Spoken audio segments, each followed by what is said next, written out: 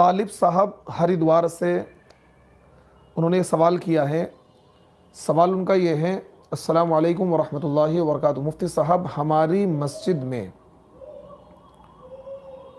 کشمیر کی ایک جماعت آئی تھی، تشکیل میں انہوں نے یہ کہا کہ جس کے 4 ماہ لگ جائیں اس کا حساب آخرت میں علماء کے ساتھ پردے میں ہوگا، اور انہوں نے یہ بھی کہا کہ صحابہ کرام کی محنت پہ جو مقام صحابہ کو ملا، ہمیں اس تبلیغی جماعت کی محنت پر وہی مقام ملے گا۔ اس کی وضاحت فرمائیں۔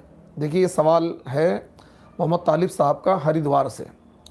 دیکھیے، اس کا جواب یہ ہے کہ 4 مہینے لگانے والے کا حساب علماء کے ساتھ ہوگا، یہ سراسر جھوٹ ہے اور فریب ہے، دروغ گوئی ہے۔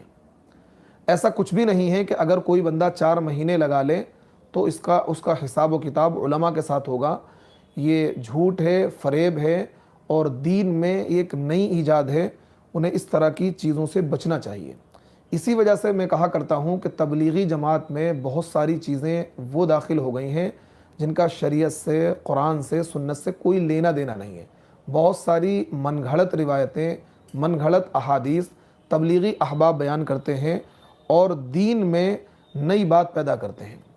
دیکھیے، نبی کریم صلی اللہ علیہ وسلم نے ارشاد فرمایا، من کذب علی متعمدا فلیتبوأ مقعدہ من النار، کہ جو شخص میری طرف جھوٹی نسبت کرے گا، یعنی جھوٹی حدیث بیان کرے گا، یہ کہہ کر کہ یہ حدیث ہے، تو وہ اپنا ٹھکانہ جہنم میں بنا لے۔ یہ اللہ کے نبی کی حدیث ہے۔ تو ان صاحب کا یہ کہنا کہ جس نے 4 مہینے لگا لیے اس کا حساب آخرت میں علماء کے ساتھ ہوگا، یہ سراسر جھوٹ ہے، فریب ہے، دجل ہے۔ ایسا کہنے والا زندیق ہے، گمراہ ہے۔ وہ دین میں نئی بات پیدا کر رہا ہے اور دین میں ایک نئی چیز لے کر آیا ہے، اور جھوٹی حدیث بیان کرنے والا اپنا ٹھکانہ جہنم میں بنائے۔ اسی طریقے سے دیکھیے، ایسا شخص جو دین میں نئی بات پیدا کر رہا ہے، ایسے شخص کو نبی کریم صلی اللہ علیہ وسلم نے بدعتی کہا ہے۔ حدیث پاک میں ہے، من احدث فی امرنا ھذا فلیس منا، کہ جو شخص ہمارے اس دین میں کوئی نئی بات پیدا کرے گا وہ ہم میں سے نہیں ہے۔ اسی طریقے سے ابو داؤد شریف کی ایک طویل روایت ہے، اور حدیث نمبر ہے 4607۔ ابو داؤد کی ایک طویل روایت ہے، حدیث نمبر ہے 4607، جس کے آخری الفاظ یہ ہیں۔ ایک طویل روایت ہے، اس کے آخری الفاظ میں آپ کے سامنے نقل کرتا ہوں، وَإِيَّاكُمْ وَمُحْدَثَاتِ الْأُمُورِ فَإِنَّ كُلَّ مُحْدَثَةٍ بِدْعَةٌ وَكُلُّ بِدْعَةٍ ضَلَالَةٌ۔ اسی طریقے سے نسائی شریف میں ایک حدیث ہے جس کا حدیث نمبر ہے 1579، 1579، جس میں یہ الفاظ ہیں وَكُلُّ ضَلَالَةٍ فِي النَّارِ۔ اس میں بدعت کا تذکرہ ہے۔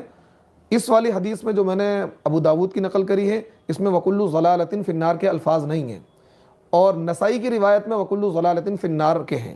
یعنی خلاصہ کلام یہ نکلا کہ جو شخص بدعت کو انجام دے گا، اللہ کے نبی نے کہا کہ تم بدعت سے بچو، وَإِيَّاكُمْ وَمُحْدَثَاتِ الْأُمُورِ، کہ بدعات سے بچو، فَإِنَّ كُلَّ بِدْعَةٍ ضَلَالَةٍ، اس لیے کہ جو بدعات ہیں یہ گمراہی ہے، اور وَكُلُّ ضَلَالَةٍ فِي النَّارِ۔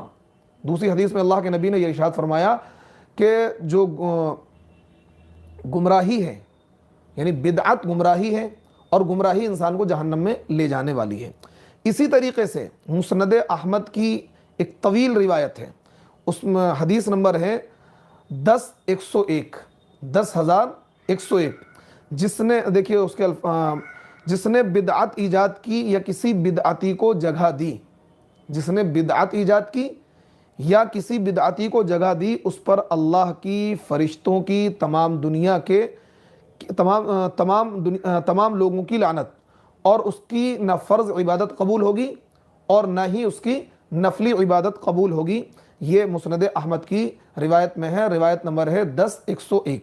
تو دیکھیے، جس انسان نے یہ بات کہی ہے کہ جس نے 4 مہینے لگا لیے تو اس کا حساب آخرت میں علماء کے ساتھ ہوگا، وہ سراسر دین میں ایک نئی ایجاد کر رہا ہے۔ ایسے انسان پر فرشتوں کی، اللہ کی اور تمام لوگوں کی لعنت ہے، نہ اس کی فرض عبادت قبول ہوگی نہ اس کی نفل عبادت قبول ہوگی۔ اسی طریقے سے اس کا یہ کہنا کہ صحابہ کرام کی محنت پہ جو مقام صحابہ کو ملا، اس تبلیغی جماعت کی محنت پر وہی مقام ملے گا۔ دیکھیے یہ تو اتنا بڑا خطرناک جملہ ہے جو اس کو کفر تک لے جائے گا۔ یعنی کوئی بندہ اگر تبلیغی کام کرے تو اس بندے کو صحابہ جیسا مقام مل جائے گا۔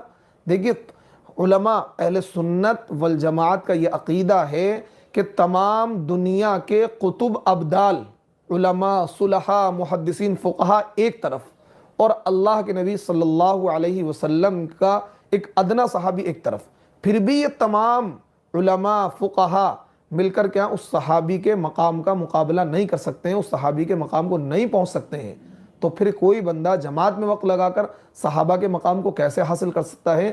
یہ سراسر اس بندے کی جہالت ہے، نادانی ہے۔ اس کو ایسی باتوں سے پرہیز کرنا چاہیے، اس سے صحابہ کی توہین ہے، ایسی باتوں سے کفر لازم آتا ہے، ایسے انسان کیا ہے، ایسے لوگوں کی بات سننے سے ہمیں پرہیز کرنا چاہیے۔ دیکھیے صحابہ کو یہ مقام کیوں ملا ہے؟ صحابہ کرام رضوان اللہ علیہم اجمعین کو ڈائریکٹ نبی کے شاگرد ہونے کا شرف حاصل ہے، ڈائریکٹ نبی کے شاگرد ہونے کا شرف حاصل ہے، اور ایک بندہ چاہے کتنا ہی بڑا محدث، فقیہ، قطب ابدال کیوں نہ بن جائے، اس صحابی کے مقام کو پہنچ ہی نہیں سکتا ہے، کیونکہ صحابی جو ہے ڈائریکٹ نبی کے شاگرد ہیں، اس لیے صحابہ کے مقام کو حاصل نہیں کر سکتے ہیں۔